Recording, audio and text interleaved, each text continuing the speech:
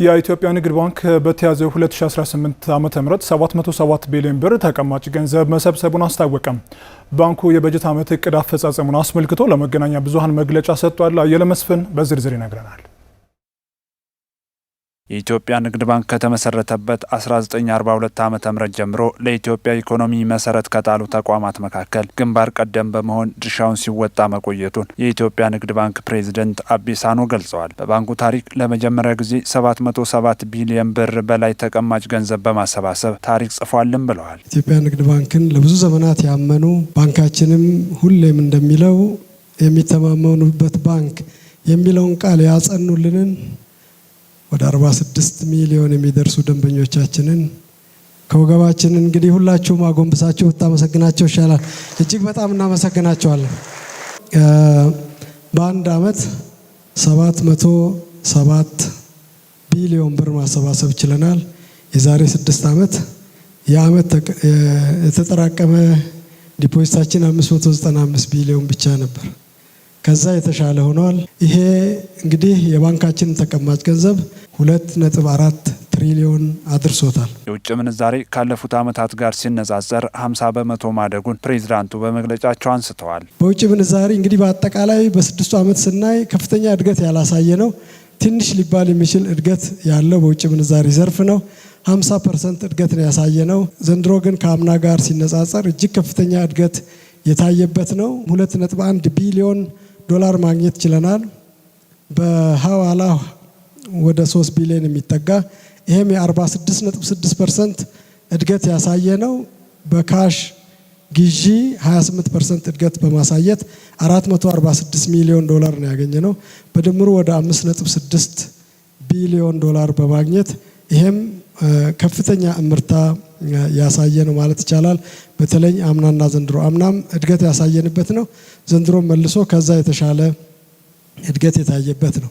በሚቀጥለው ዓመት 793 ቢሊዮን ብር በማሰባሰብ 1.1 ትሪሊዮን ብር ለማበደር ማቀዱንም ገልጸዋል። ወደ 793 ቢሊዮን ተጨማሪ ገንዘብ በማሰባሰብ ከገበያው መልሰን ለማበደር እቅድ ይዘናል። በብድር በስርጭቱ ረገድ እንግዲህ አዲስ ክብረ ወሰን ነው። ከዚህ በፊት ዲፖዚታችን ትሪሊዮን ደረሰ ብለን ስናከብር ነበር። በአንድ አመት ውስጥ ብቻ የኢትዮጵያ ንግድ ባንክ ሊሰጥ ያቀደው ብድር 1.1 ትሪሊዮን ይደርሳል ማለት ነው በቀጣዩ አመት። ባንኩ ከዚህ በፊት ለመንግስት ተቋማትና ለግል ነጋዴዎች ብድር ሲሰጥ የነበረ መሆኑን ያነሱት የኢትዮጵያ ንግድ ባንክ ፕሬዝዳንት አቢሳኖ ከ2018 ዓመተ ምህረት ጀምሮ በሁሉም ዘርፍ ለ1.7 ሚሊዮን ተበዳሪዎች የብድር አገልግሎት መስጠት መቻሉን አክለዋል።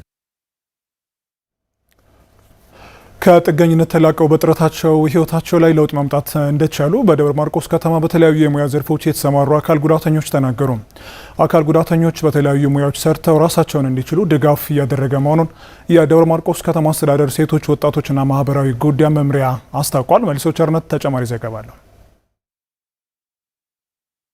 መሰረት ብርሃኑ፣ ቤተልሔም አደመና ሌሎች አካል ጉዳተኛ ወጣቶች ከተማ አስተዳደሩ ባመቻቸላቸው ስልጠና ታግዘው በሽመናና በልብስ ስፌት ሙያ ተሰማርተው ራሳቸውን ለመለወጥ ጥረት እያደረጉ ይገኛሉ።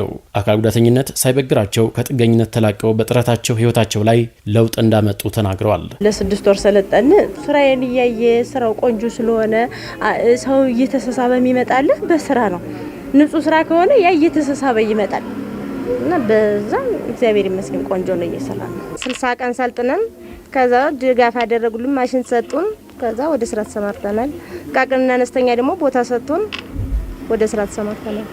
ወደ ስራ ተገባን በኋላ ራሳችንን ማስተዳደር እየቻልን ነው። መስማት የተሳናቸው አየነው ምስጋናውና ጓደኞቻቸው ደግሞ በእንጨት ስራ ላይ ተሰማርተው ተጠቃሚ እየሆኑ ነው። እንደ ማህበር አሁን እኔ ቤተሰብ እያሳደግኩ ነው፣ ትዳር እየመራው ነው።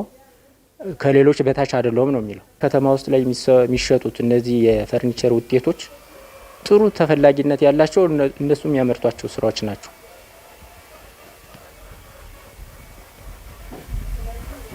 በጋሪ እየተጫነ የተለያየ ነገር እየተጓጓዘ ብዙ መሸጫ ቤቶች ጋር የሚሸጡ የነሱ እቃዎች ናቸው።